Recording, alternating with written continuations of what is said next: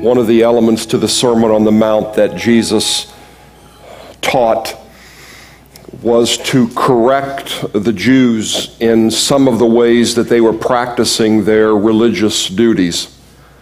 Not all of them, but some of them were performing their duties for others to see.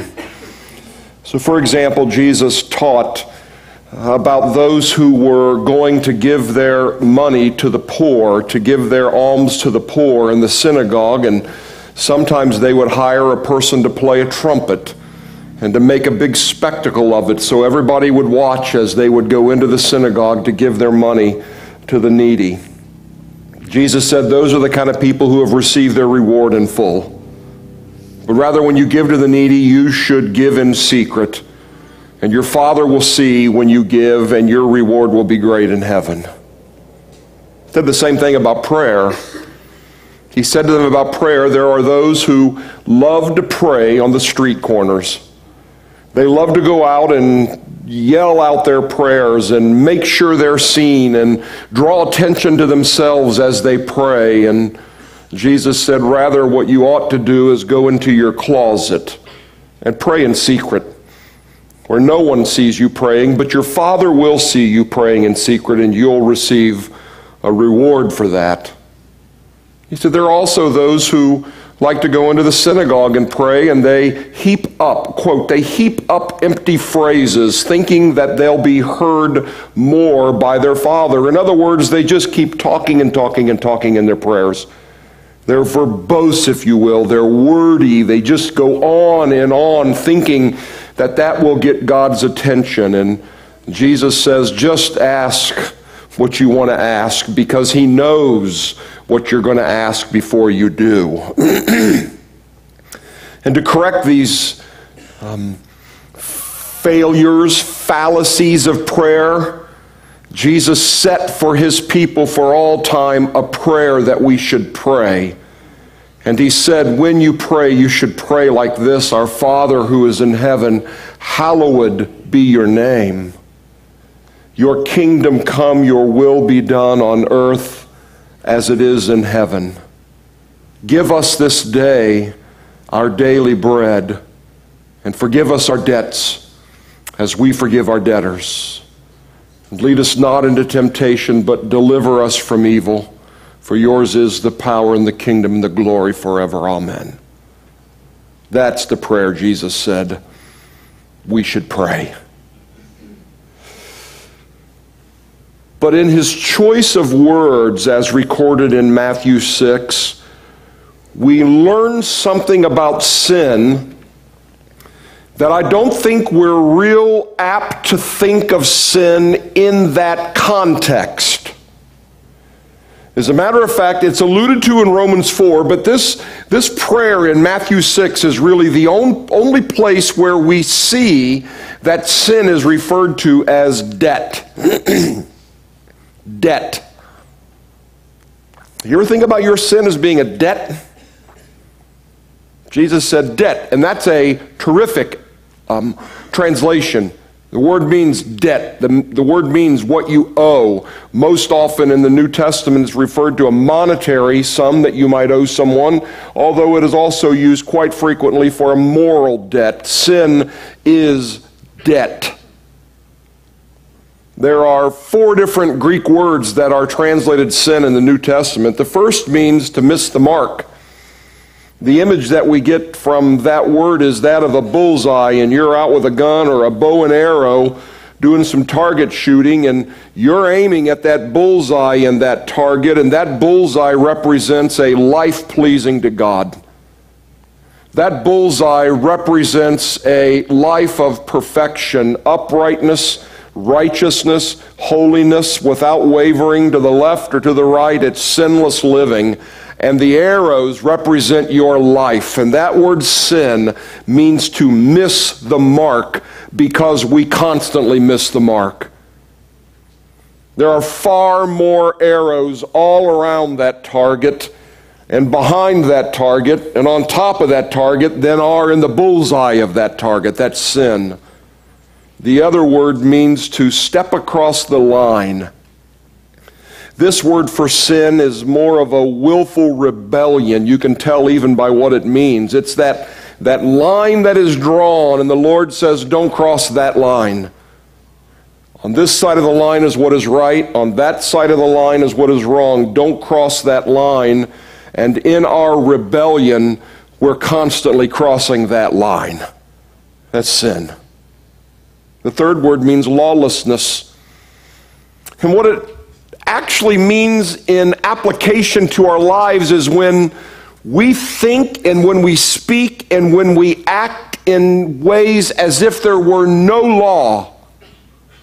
There's no law to govern my behavior, no law to govern how I speak to you and how I think and what I value and what I do. No law. I become a law unto myself. That's sin. It's lawlessness. And then the last word means debt. Debt. Sin is debt. And I think the natural question then is, well, if sin is debt, and I'm a sinner, then I have debt, and I'd sure like to know how much debt I have and who do I owe it to. That's the right question for Good Friday. How much debt, and who do I owe it to? Jesus answers that question for us, or at least points to the answer in the middle of his teaching when he is telling us that we're supposed to forgive each other. When we sin against each other, we're supposed to forgive each other, and Jesus was teaching that, and Peter approached Jesus in the middle of that lesson, and he said, well, how much should I forgive someone? How many times do I have to forgive a guy if he keeps sinning against me? 7 times? That good? Would 7 times do it? And Jesus said, no, not 7 times. I say to you, 7 times, 70 times. Now, Jesus wasn't giving him a number. It's like if a little kid says to you, how much do you love me? And you go, I love you this much. There's just no limit to my love, but I'm showing what appears to be a limit. And Peter said, oh, I'll forgive him, but 7 times, would that do good? And Jesus says, oh, no. 7 times 70. And then he told a parable to illustrate what he's teaching him.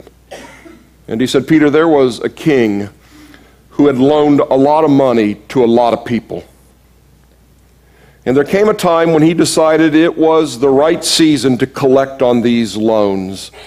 And he started to call people in one by one who owed him money and call his debts into account, say he wanted repaid. It was time to pay him back. One particular man he called in owed him 10,000 talents. And he looked at this man and said, you're going to pay me. And if you don't pay me all 10,000 talents that you owe me, I'm going to not only throw you in prison until you can pay it all, I'm throwing your wife and your kids in prison until they can pay it all. Now, a talent was an enormous sum of money, sum of monetary value. Even enormous is probably underselling what a talent was. A talent, 1 talent, was the equivalent to 15 years worth of labor. 15 years work, money you earn in 15 years equaled 1 talent. And this guy owed him 10,000 talents. Now, I just thought to put it in our context, let's do this. In our context, let's assume this guy maybe makes $50,000 a year, right? So 1 talent, 15 years worth of work, $750,000. 10,000 talents equals $7.5 billion that this guy owed the king. $7.5 billion. Let me say it again. $7.5 billion. And you say, that's hyperbole. That's ridiculous. That's preposterous. Who could owe anyone that amount of money? Well, hold on to that thought. Because Jesus went on in the story and said, well, that guy was forgiven his debt by the king. The king said to him when he begged for mercy, you know what? I will let you out from this debt. You no longer owe me $7.5 billion. Go on. You and your wife and kids can go on. That next week, he was walking down a street and he saw a guy that owed him 100 denarius. And he went up to the guy and he grabbed him by his throat and began to choke him and said, "You're going to pay me my 100 denarius, and you're going to pay me right now, or I'm going to press charges and make sure you get thrown into prison." Well, the guy couldn't pay him, and he said he's going to have him thrown in prison. Well, here was the problem for that guy. There was somebody sitting on a bench over here drinking a cup of coffee who happened to know that last week he was forgiven $7.5 billion. So the guy put his cup of coffee down and he went over to the king's quarters and he said, "Let me just tell you what happened." And he told him what happened, and the king called him in and said, "You mean to tell me that I forgave you of $7.5 billion and there's a guy that owes you 100 denarius and you're not going to forgive him? Listen, 1 denarius is equal to 1 day's work. 100 denarius is equal to 100 days' work. Let's stick to our $50,000.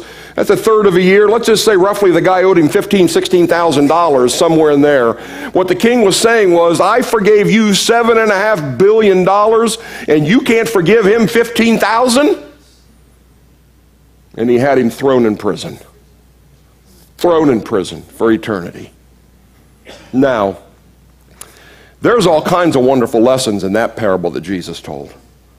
The main reason he was telling that parable was to say this to us, church, and listen, this isn't our message for tonight, but I can't resist not at least giving it to you a little bit. The main lesson Jesus was teaching is, you cannot freely and thankfully receive the forgiveness of God and not freely and lovingly offer it to anyone who sins against you. You cannot. You cannot receive God's forgiveness with your hand around that guy's throat or that gal's throat. You can't. You can't. That's his main lesson. But he teaches us something about sin that is mind-boggling. Because the king represents God, the debt, the money represents sin, and the guy who owed it represents me, represents you. And so what Jesus is telling us in that little scenario is this: I owe God $7.5 billion worth of sin. I owe that to God. And you say, that's mind-boggling, that's preposterous. Remember you said that? That's preposterous. How in the world can anybody pay back that amount of money? How can that happen? That doesn't make any sense at all. And that's the lesson. You know you're a sinner, but you have no idea how much of a sinner you are. You know your heart is sinful, but you can't comprehend the preposterousness of the darkness of the depravity that is our nature.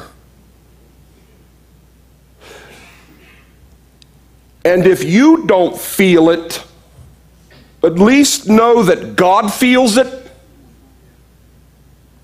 That king knew it was $7.5 billion.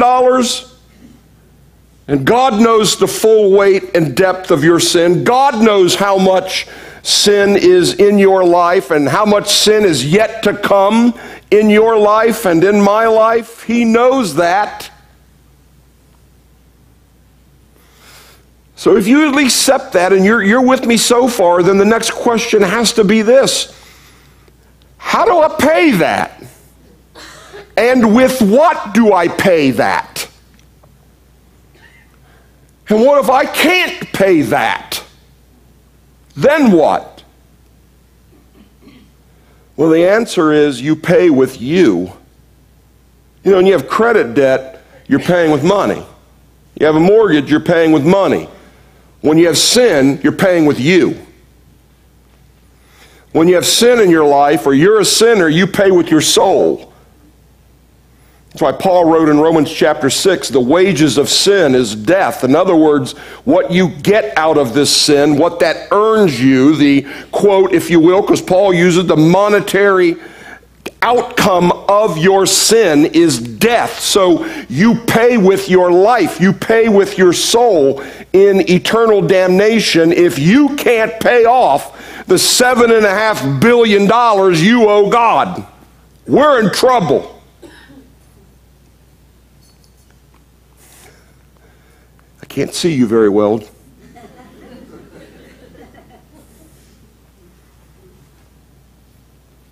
So then what? Well, that's when I say welcome to Good Friday. Welcome to tonight. I want you to hear what Paul wrote to the Colossians when he said this. Listen, and you who were dead in your trespasses and the uncircumcision of your flesh, God made alive together with Jesus, having forgiven us all our trespasses. Now listen, so now you say to King God, what's that mean, forgiving my trespasses? I owe you $7.5 billion. What's that mean? Having forgiven us all of our trespasses by, listen, canceling the record of debt. By canceling the debt. By doing away with the debt. You do owe him $7.5 billion. He cancels it. You say, how does he do that? He's a just God. No one would blame the king for saying, I want my $7.5 billion. You borrowed $7.5 billion. Who's going to say the king's wrong to want his $7.5 billion? God is a just God. Who could level any charge against God if he said, I'm holding Tony accountable for every last penny of the $7.5 billion? I'm holding him accountable to it. Who would charge him with wrong? He couldn't. Completely, totally just. So, God, in your justice, how is it that you cancel this debt that I owe you? Having forgiven us all our trespasses by canceling the record of debt that stood against us with its legal demands. Watch. This he set aside, nailing it to the cross. He said the record of debt. That word record means a spreadsheet. Right? That's a ledger that has my sins on it, my debt. It says, Tony Plummer, to God, $7.5 billion. He says, I forgive that. And I say, how do you forgive that? You're a just God. You deserve your $7.5 billion. And God says what? I took that record. I took that ledger. I took that piece of paper, that note of the loan that I have out to you, and I nailed it to the cross. Now, check out that cross. Look at it. It's nailed there. Murder, gossip, and bigotry, stealing and covetousness, and drunkenness and adultery, gluttony and lying and sexual immorality. All of us have to find ourselves in one of those somewhere. And if you don't find yourself there, then imagine yours nailed there right now. How is it that we get out of $7.5 billion of that? How? That way. That's how. He takes the debt of our sin and cancels it by nailing it to the cross of Christ. And my friends, listen, that's why we call it a Good Friday. You don't owe him anymore. If you've come to the cross, if you've come to Christ in faith and you've surrendered your life and turned from your sins and you've said, I receive you as my Savior and my Lord, you're free. You're free. You don't owe anything. If maybe you have the feeling, if you've had, we have, Lisa and I, where you make that final payment to a credit card, You ever done that? That final payment to a credit card and send it out and you go, let's go out to eat on that credit card. No, you don't say that. And I'm sure a lot of you have been able to make that last mortgage payment. You know, Dave Ramsey, when he teaches about debt, I've watched him. He comes out with chains all around him. Did you see what's all over this cross? Chains.